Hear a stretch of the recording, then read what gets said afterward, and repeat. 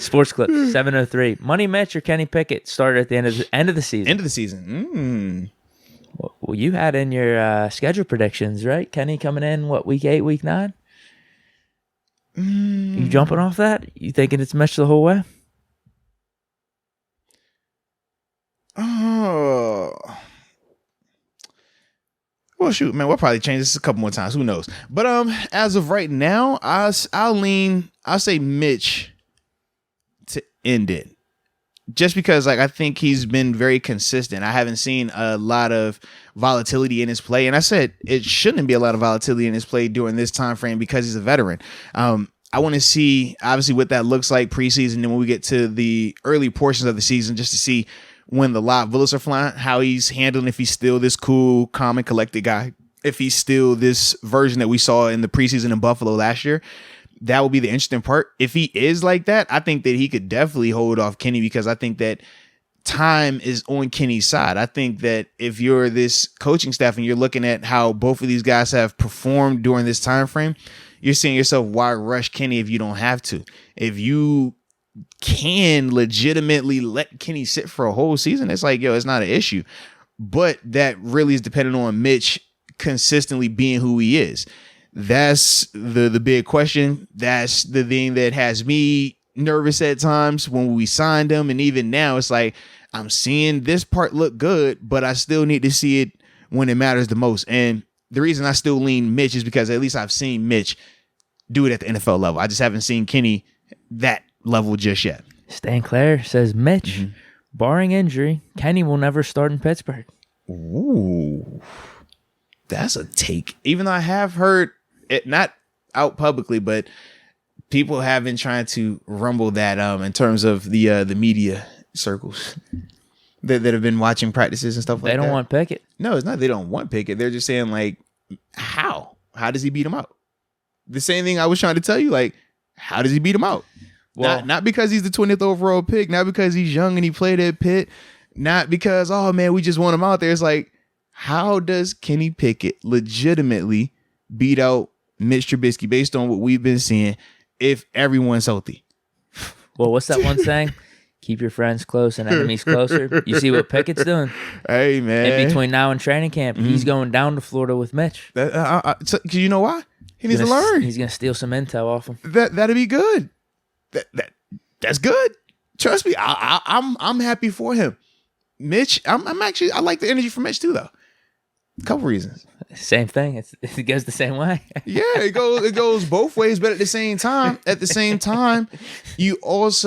you're not shying away from the competition. You know what it is. You know, hey man, we drafted you 20th overall. I know why you're here. I know what your goal is. You want to be the starter. I know I want to be the starter. We both were their favorites. Yeah. We both were their number one choice. Yeah. So what makes you more special than me? I think that's the energy you're supposed to have. Remember we talked about Mason. I was like, if you're Mason, I want you to have that energy as well. Like, yo, we ain't shying away. Like, it's whatever. It sounds like Mitch got that energy right now. Mason don't get that invite to Florida? No, it's there. You think? It's there. Wow, he ain't showing though. It's there. Deontay didn't show though, so it's not a negative. Deontay didn't pull up. Remember that? He was like, "Yo, I'm working my own." You don't have to. I wasn't a group workout guy. I tell him, like, man, I'm cool. I want to do my own. Some people, they want that. They want to see who they working against. I want you to feel this every day. Every morning when I'm up, just know when you go to, hey, I'm about to go get something to eat. Hey, you go ahead, man. I'm gonna get a couple more reps in. I want you to think about that when you lie. When you go to drive over the control, I want you to just remember that image. Come on, man. You know, that's how I go, bro. That's how I go, man. You be thinking about all that stuff, bro.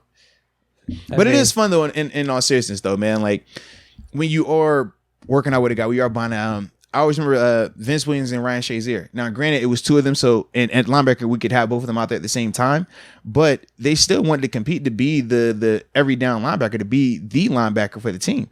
But at the same time, they push themselves so much. I mean, it's times where Vince, man, I should have him come on and like talk about it. But it's times where, you know, he would talk about how, man, he had this vision of, you know, man, this dude is first rounder. He don't want to work like that. I'm going to go out there and outwork him. I'm going to go out here and show him every day. And he gets out there and he's like, oh, this dude crazy just like me. He going to work out around the clock just like me. He going to wake up early. He going to stay late. He going to do everything I'm going to do. And he said ultimately it made them push each other to the point where both their games grew, but then they also got crazy close behind it as well. So in this sense, man, with Mitch and Kenny, I'm like, bro, y'all probably gonna go through that phase where it's gonna feel like beef a little bit because you trying to do a little more, he trying to do a little bit more. You got your style, he got his style. Then y'all gonna figure out, okay, we both got a common goal here, and then you're gonna realize, yo, well, we both definitely gonna be here this season at least.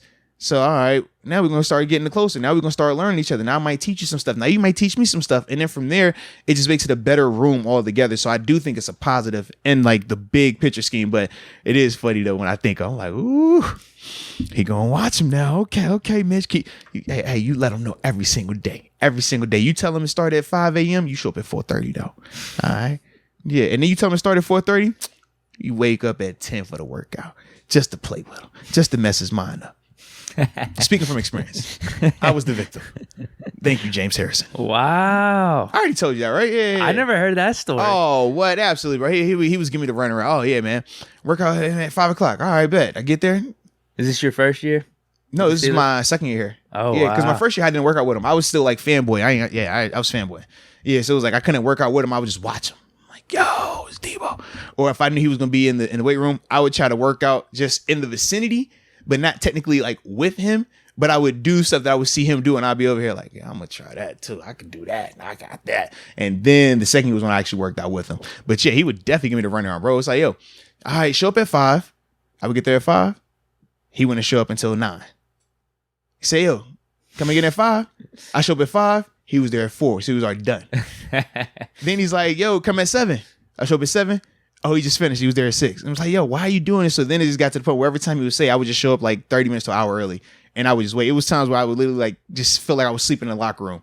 And he'll pull up and it's like, yo, you said like an hour ago. Like, what's going on here? Hey, man, you ready to work? Let's go. No excuse, no nothing. Just, all right, let's go. And that was it. But it was his way of like weeding out who was going to really commit and like want to be there and work out with him and who wouldn't. Because it started out, it was like a whole group that was supposed to be here. And then it turned out to just be me and Debo the rest of the season. Wow. Yeah, that's how it was. Yeah. But even then, it was still just always like, bro, like, are you really this crazy? Like, yo, we just played a game. It's 5 a.m. We just got back from the flight. I want to go home and see wifey. You know, have a little fun. See the kids. So, yeah, we're going to hit this gym. We're about to get this lift on. I'm like, bruh, this is nuts. All right. Let's do it. That's the type of shit Dennis Rodman used to do. Yeah, but dead serious, like that was the vibe. And it worked. Like I tell you all the time, like that was the best I felt for 15, 16 season, bro. Like unreal way my body felt, the way like the strength, the cardio, like everything. Like even now, it's stuff that I learned from that phase that I do now to just like maintain a certain like healthy lifestyle. It's like crazy.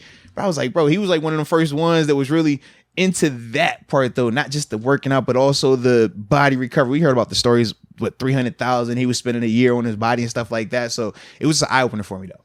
That's awesome. Yeah, great story. Yeah, but shout out to Debo, man. That's the homie, man. But he definitely was giving me the runaround. Yep.